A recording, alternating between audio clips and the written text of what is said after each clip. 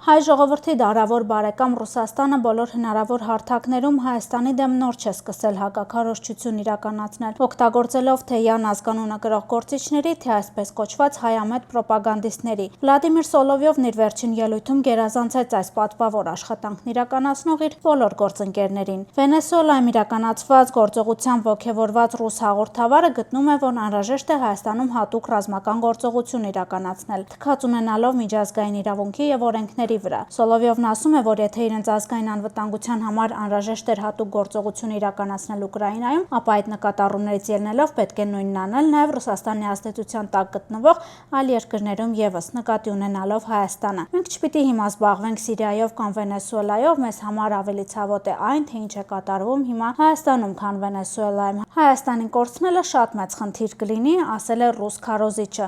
Мы должны заниматься сейчас не Сирией и не Венесуэлой. Мы не должны терять наших позиций, но самое важное для нас – наше ближнее зарубежье. Для нас гораздо болезненнее то, что происходит в Армении, чем то, что происходит в Венесуэле. Потеря Армении – вот это гигантская проблема. Խոսքի ազատության պաշտպանության կոմիտեի նախագահ Աշոտ Մելիքյանի դիտարկմամբ Սոլովյովի հայտարարությունն այս ոճով ոչ առաջինն է, ոչ էլ հավանաբար վերջինը կլինի։ Մելիքյանը գտնում է, որ Սոլովյովի հայտարարությունները պետք է զգոնության ազդակ լինեն Հայաստանի իշխանությունների համար, քանի որ նա ասում է այն, ինչ մտածում են Կրեմլում, սակայն չեն բարձրաձայնում։ Մինչև հիմա մենք տեսնում ենք Ռուսաստանի կողմից այդ հիբրիդային ազդեցության բոլոր հնարավորությունների կիրառում և մենք տեսնում ենք, որ այստեղ հատկապես գալիք խորհրդարանական ընտրությունների լույսի ներքո Ռուսաստանում ակնկալում էին կիրառել նույն սցենարը, ինչը Մոլդովայում փորձեցին, անհաջող, բայց փորձեցին կիրառել և մենք ամեն ինչ պետք է անենք, որ այստեղ նույնպես այդ նկրտումները չիրականանան։ Ինչ վերաբերում է Սոլովյովին, դե իհարկե ավելորդ է ասել, որ նրա ելույթներում որևէ տար չկա լրագրությունից, ինքը մաքուր պրոպագանդիստ է, ավելի ճիշտ կեղտոտ պրոպագանդիստ է և որևէ մեթոդից այսպես չի հրաժարվում։ Սոլովյովը չի հասկանում կամ ըստ Մելիքյանի միգուցե չի էլ ուզում հասկանալ, որ այնպիսի օպերացիա, ինչպիսին եղավ Վենեսուելայում, հնարավոր է իրականացնել միայն ծայրիստար կոռումպացված երկրներում։ Տեսանելի պատրվակ կամ հիմք Հայաստանում հատուկ ռազմական օպերացիա կատարելու չկա։ Այն պարզ պատճառով, որ Հայաստանը բավականին այսպես հավասարակշռված արտաքին քաղաքականություն է վարում և բանը կարծում եմ և հուսով եմ դրան չի հասնի։ Ինչ վերաբերում է փափուկ ուժի կիրառմանը, այդ ինֆորմացիոն գործիքները օգտագործելով Սոլովյովի նման կերպարներին առաջ մղելը և այլն, դրա պատասխանը բավականին հեշտ է տալը։ Ես կարծում եմ, որ ի տարբերություն իր մյուս մի քիչ ավելի նուրբ հռետորաբանության, այս անգամ այդքան ակտիվ սատարում այդ ամենը չստացավ, համենայն դեպս այն ուժերի կողմից, որոնց հայացքը միշտ եղել է դեպի Ռուսաստան, այդ թվում նաև լրատվամիջոցներում, որոնք որ բացահայտ համենայն դեպս սատարում չցուցաբերեցին։ Սոլովյովը, հիշեցնենք, շատ բարիդրացիական կապեր ուներ նախկին իշխանությունների հետ, անգամ երրորդ նախագահ Սերժ Սարգսյանի կողմից 2013 թվականին պարգևատրվել էր պատվո շքանշանով ուշադրություն, քանի որ Սարգսյանը բարձր էր գնահատել Հայաստանի և Ռուսաստանի ժողովուրդների միջև բարեկամության զարգացման և ամրապնդման գործում Վլադիմիր Սոլովյովի ներդրած անձնական մեծ ավանդը։ Փաստորեն ստացվում է, որ նման ավանդ ռուս հաղորդավարը ներդրում էր նախկին իշխանությունների կառավարման օրոք, երբ Հայաստանը մեկ գիշերում Մաքսային միության, ապա նաև Եվրասիական տնտեսական միությանն անդամագրվելու որոշում էր կայացնում։ Իսկ ահա գործող իշխանությունները Սոլովյովի սրտով չեն, որովհետև Հայաստանում կալանավորվում են հեղաշրջման կոչ անող և ծրագրող հոգևորականները կամ իրենց ձևով հարցեր լուծող ռուսաստանցի մեծահարուստները։ Ոչ մեկ անգամ է իր հաղորդման շրջանակներում Սոլովյովը թույլ տվել վիրավորական արտահայտություններ Հայաստանի իշխանությունների, մասնավորապես վարչապետի եւ ազգային ժողովի նախագահի հասցեին։ Մելիքյանը գտնում է, որ Հայաստանի իշխանությունների հետ Սոլովյովը անձնական հաշիվներ ունի։ Իր համար ուղղակի շոկային է, երբ Հայաստանում ձերբակալվում է Սամվել Կարապետյանը, քանի որ նա համարում է Սամվել Կարապետյանին իր ընկերը եւ այլն, եւ ձերբակալումից անմիջապես հետո ինքը իր հայտնի հաղորդման ժամանակ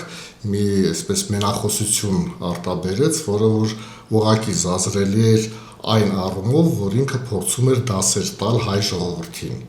եւ Հայաստան պետությանը։ Այդ առողջությամբ մեր կազմակերպությունը գործընկեր կազմակերպությունների հետ համատեղ հայտարարությամբ հանդես եկավ եւ նաեւ առաջարկում ենք, որ շատ արագ այդ հեռուստաալիքը հանրային մուլտիպլեքսից դուրս գա։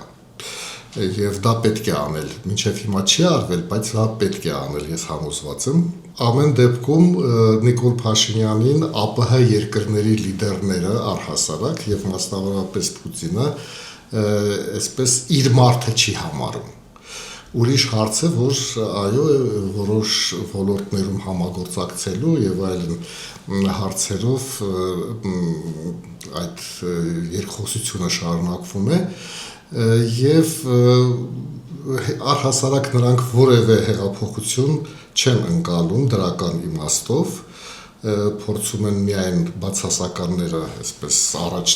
քաշել եւ հղում կատարել այդ բարդությունների վրա եւ իհարկե այն փաստը, որ Հայաստանը որոշեց դիվերսիֆիկացնել իր կապերը եւ արտաքին քաղաքականությունը Եվրամիության հետ այդ սերտացումը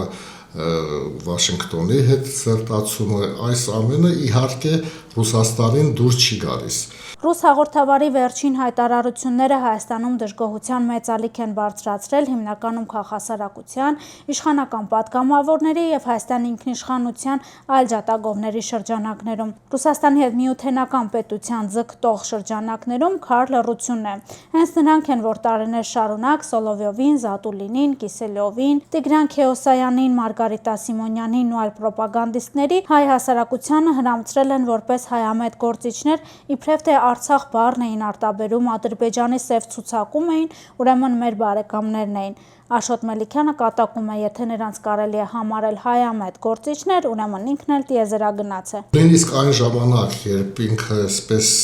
շատ սիրաշահում էր նախկին ռեժիմներին, իսկ նախկին ռեժիմները բնակալեզի պես էին պահում Ռուսաստանի հետ իրենց եւ մասնավորապես Սոլովյովի կամ այլ օրինակ բերեմ Կիսելյովը, երբ որ եկավ խորհրդարանում հանդես եկավ, դժգոհություն հայտնեց, որ հայաստանյան տաքսիստները ռուսերեն լավ չեն խոսում։ Սա ուղղակի այն ժամանակ էլ անձամբ ինձ վրդովեցնում էր եւ կրկին բաց հայտարարությամբ մենք հանդես եկանք, չի կարելի այդպես իջնել եւ թեկուզ եւ այսպես դաշնակից երկրի լրագրողին այդքան բարձրացնել, տանել խորհրդարանում ամբիոն տրամադրել։ Նա լավագույն դեպքում կարող էր լրագրողական շրջանակների հետ որոշ հանդիպումներ ունենալ կամ ծայրահեղ դեպքում ինքը կարող էր հարցազրույց ստանալ երկրի ղեկավարներից մեկի կողմից։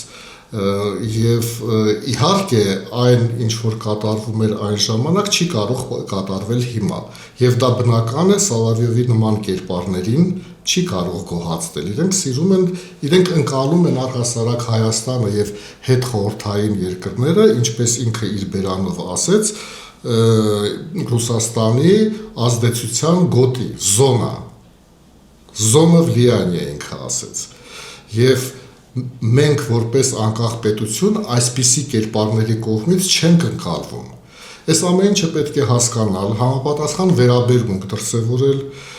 այդ թվում նաև իշխող կուսակցության падգամավորներ են այս ոգով խոսել Ռուսաստանի,